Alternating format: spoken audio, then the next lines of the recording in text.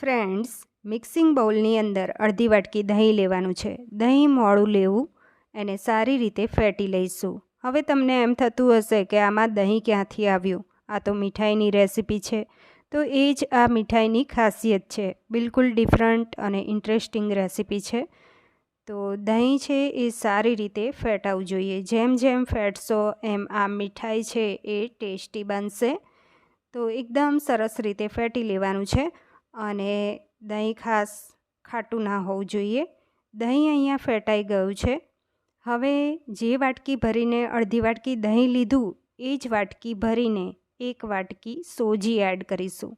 Mix કરી લઈશું. તો સોજી અહીંયા નાની મોટી ગમે તે તમે લઈ શકો છો.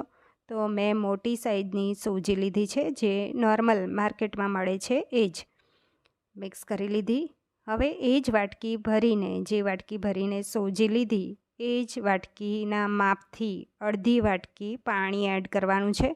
તો પાણી છે એ થોડું થોડું એડ કરતા જવું અને મિક્સ કરતા જવાનું છે. બધું પાણી પહેલેથી નહીં નાખવાનું, નહીં તો લમ્સ આવી જશે.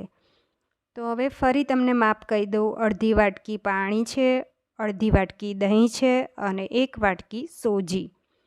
તો આ બધું જ સારી રીતે મિક્સ થઈ ગયું છે. હવે તેની અંદર મીઠું નાખીશું. તો મીઠું છે એ ચપટી નાખવાનું છે, સ્કીપ નહીં કરતા, ખાસ નાખજો. એનાથી જે મીઠાઈ બનશે એ ટેસ્ટી બનશે. તો બધું જ મિક્સ થઈ ગયું. ઢાંકી 10 મિનિટ રેસ્ટ આપીશું. ગેસ ઓન કરી પેનની અંદર 2 ચમચી પાણી નાખવાનું છે. તો પાણી નાખવાથી જે આપણે દૂધ એડ કરીશું એ તળિયે ચોંટશે નહીં. 3 ગ્લાસ દૂધ લેવાનું છે, ફૂલ ફેટ લેવાનું છે. તો અહીંયા મેં નોનસ્ટિક પેન લીધું છે.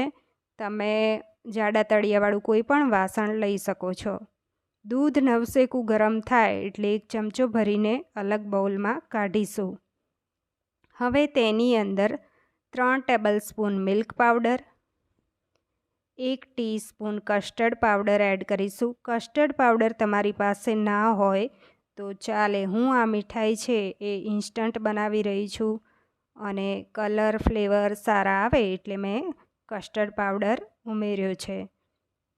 તો અહીંયા દૂધ છે એ હવે એક ઉભરો આવે પછી એની અંદર થોડું કેસર નાખીશું. તો કેસરના તાંતણા અહીંયા 10થી 12 જેટલા ઉમેરી લેવા. તો દૂધ સરસ ઉભરો આવી ગયો પછી મિક્સ કરી અને કેસરના તાંતણા ઉમેર્યા. મિક્સ કરી લઈશું. તો ઘણી બધી એવી વસ્તુ હોય છે કે આ નહીં તો આ એમ ગમે તે એડજસ્ટ કરી અને દૂધને ઘટ્ટ બનાવી શકાય છે. તો આમાં જે કસ્ટર્ડ પાવડર નાખ્યો છે ના હોય તો તમે સ્કીપ પણ કરી શકો છો. દૂધ 5 મિનિટ ઉકાળ્યા પછી આપણે સાઈડમાં રાખેલું કસ્ટર્ડવાળું અને મિલ્ક પાવડરવાળું દૂધ આમાં ઉમેરી લેવાનું છે. અને એ મેં ગાળીને ઉમેર્યું છે. ગાળીને ઉમેરવાથી શું થશે, લમ્સ નહીં આવે. તો સારી રીતે આ 2 વસ્તુ ઉમેરી છે એટલે હવે તમારે ક્યાંય અહીંયાથી ખસવાનું નથી, નહીં તો દૂધ છે ફટાફટ ઘટ થવા લાગે છે અને તળિયે ચોંટી જાય પછી આનો ટેસ્ટ સારો નહીં આવે. એટલે કન્ટિન્યુ મિક્સ કરતા જઈશું. તો જો અહીંયા દૂધ ઘટ્ટ થવા લાગ્યું છે અને એની સુગંધ પણ આવી રહી છે. હવે તેની અંદર અહીંયા 1 થી 2 ટેબલસ્પૂન પનીર છીણીને લઈશું.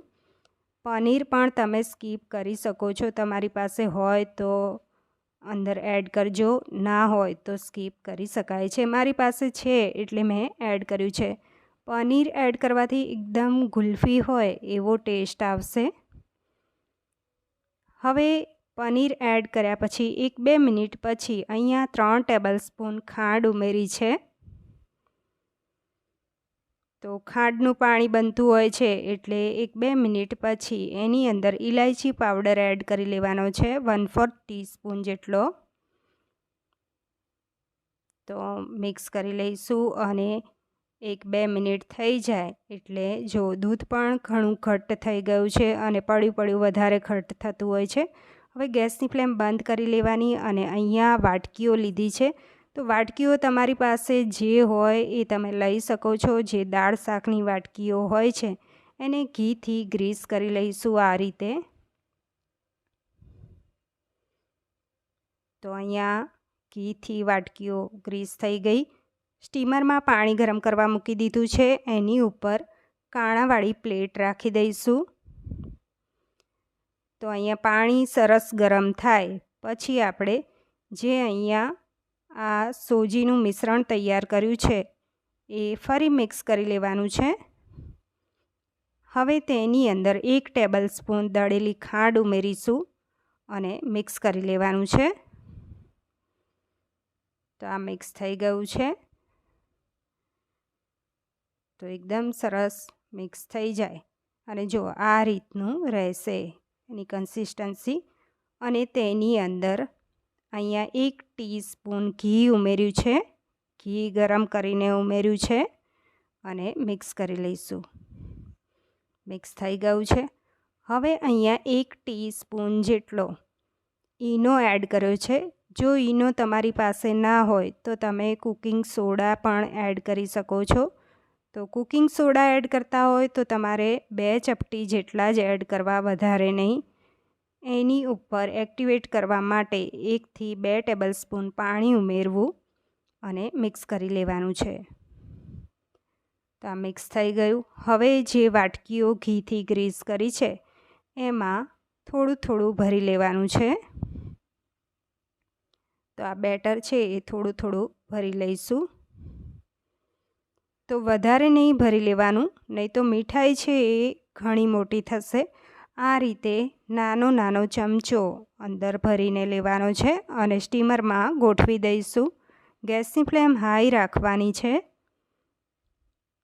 અને જેટલી સમાય એટલી વાટકીઓ તમારે ગોઠવવાની છે. બાકીનું બેટરની પછી આ રીતે ગોઠવી અને બનાવી દેવી. ઢાંકણ ઢાંકી ગેસની ફ્લેમ હાઈ રાખી અને 13 થી 14 મિનિટમાં તૈયાર થઈ જશે.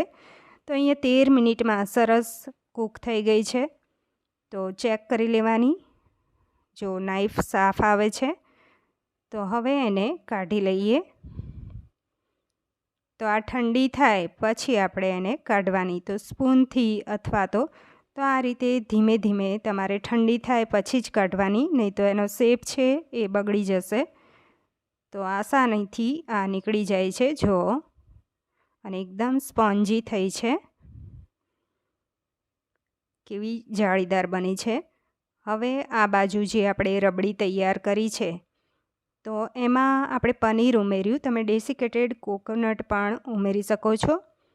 તો એ રબડી છે એ કેવી ઘટ થઈ ગઈ પડી હતી. તો પણ હવે એને સર્વ કરી લઈએ મીઠાઈને. ઉપરથી રબડી નાખવાની છે અને રબડી જેમ જેમ પીસે એમ મીઠાઈ એકદમ સોફ્ટ બનશે. એટલે થોડી વાર પડી રાખવાની અને ઉપરથી ડ્રાયફ્રૂટ્સ નાખી અને ગાર્નિશ કરીશું.